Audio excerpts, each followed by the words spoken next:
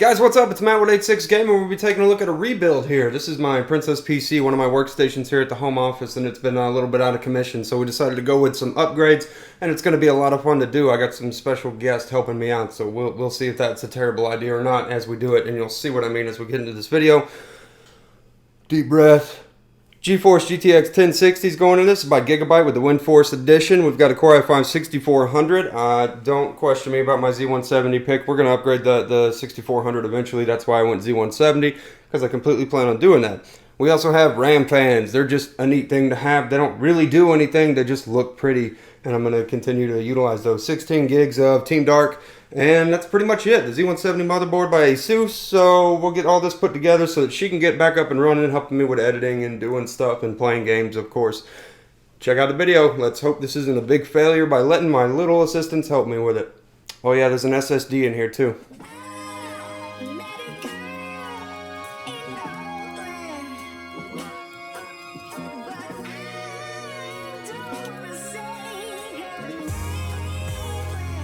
So guys, there's a lot that goes into building a computer, and while this is not a build log like I've done in the past or will continue to do in the future, this is more an upgrade log to actually one of the computers that I use in the house for things like editing, playing games on, typical tasks, what have you. This is one of my office computers, just got a friendly upgrade with some better improvements on the way to come. As I mentioned, it does feature an i5-6400 processor, which is not overclockable, nor does it need the substantial cooling power of the Corsair H80i V2. And it's just total overkill for that processor, 100%.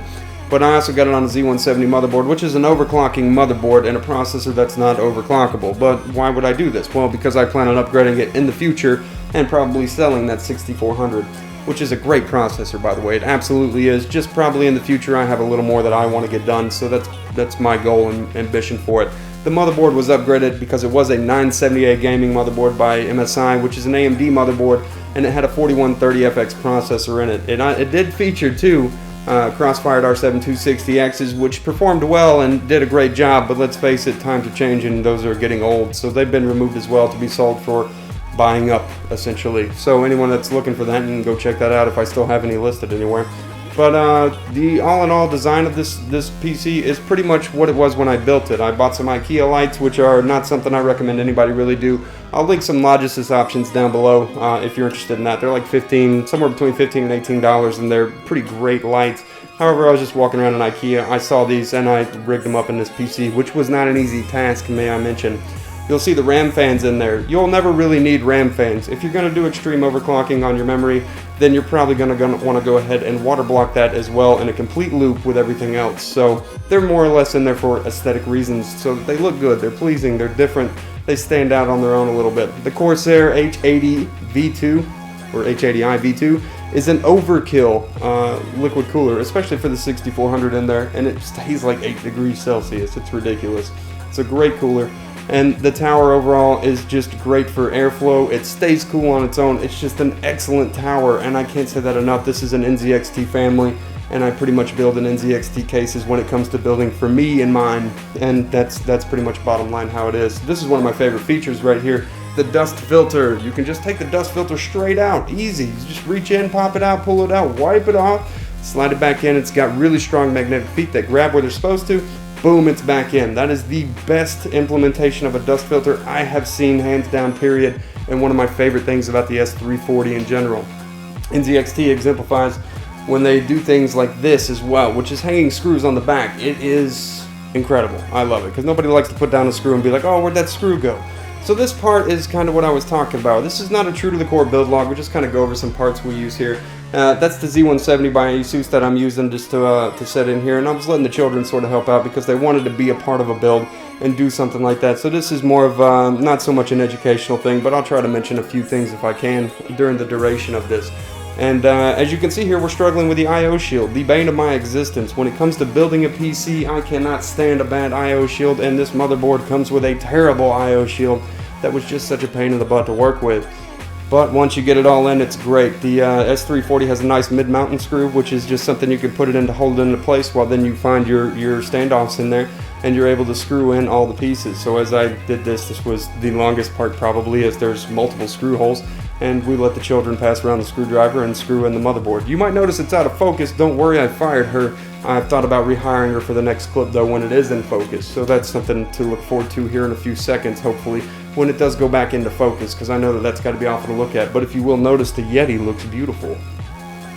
So anyways, what we're doing here is just making sure that we're mounting the motherboard as securely as possible, and I can't stress that enough. Make sure you put every screw in. Don't be that lazy person that puts 2 or 3 screws in to try to hold the motherboard. That's just crap lazy. Oh look, we're back in focus, great! So what we're doing here is we're installing the RAM, and we're installing the RAM in dual channel. It's 16 gigs of Team Dark, which is a lower brand, and I've bought them a few times and been really happy with it, so I'll continue to buy them in the future. It used to be G-Skill all day long when it came to saving money. That was important to me. And Team Dark has not let me down. So what we're doing is installing in slots 2 and 4, or A2 and B2 for dual channel setup. And some motherboards it's going to be 1 and 3, or A1 and B1. And then of course the X99 motherboards, you'll have quad channel setups where you'll have rows of RAM memory or lanes for it on the other side of the processor as well, so that you can run in quad channel up to 128. This board only supports, I think, either 32 or 64, but we'll look into that later. I'll post something down below. I'll probably forget. I know I say that a lot. Installing the processor is easy. Just make sure that you line up all the notches where they're supposed to be. If it doesn't look like it's fitting in there, don't force it down. But once you've got it sitting in there really nice, you just pull that lever down, let the plastic pop off, and put the arm down. Boom, your processor's installed. A note I need to make though is that the H80i V2, the Corsair liquid cooler that you see there, that is the easiest AIO I have ever installed, and it deserves props for that. It was so simple. That is the simplest AIO to install. I was really surprised. I usually dread it takes forever to install them. That one just went in, pop, boom, screw down, it was on. I was like, wow, that can't have been that easy. That's ridiculous, but it is. So anyways, what she's doing on the back here is, because the lanes for the PCIe are pretty high compared to where I had the last ones on the last motherboard, we had to take out some of the back plates, which I'll replace those later, and I have since replaced those later. And I'm going to show her, it's really simple. It's almost like installing the RAM. What we're going to do is we're going to line it up with the slot, make sure that it's poking through the back just fine, and you're going to put pressure down so you hear a nice clip and snap. Boom, it's in, just like that, that easy. 10 connectors right here, these convertible ones. And we would just take that and we're going to plug it in there. However, I'm going to take this out to do the rest of my wiring before we finish that up. So that's about it for you guys, and you need to go get ready for bed. Yeah, aw, me. Hello, Bunny. So while the kids had a lot to do with the build here, they were an integral part of putting some of this together. I of course went back and plugged everything in, like our power switch connectors and all of that. It looks glorious, it looks nice. I'll probably make some changes to make it look even better in the future. I hope you guys enjoyed this. I know it wasn't as instructional as it could have been. Y'all have a good day, night, whatever it is. I'll see you in the next video that I do.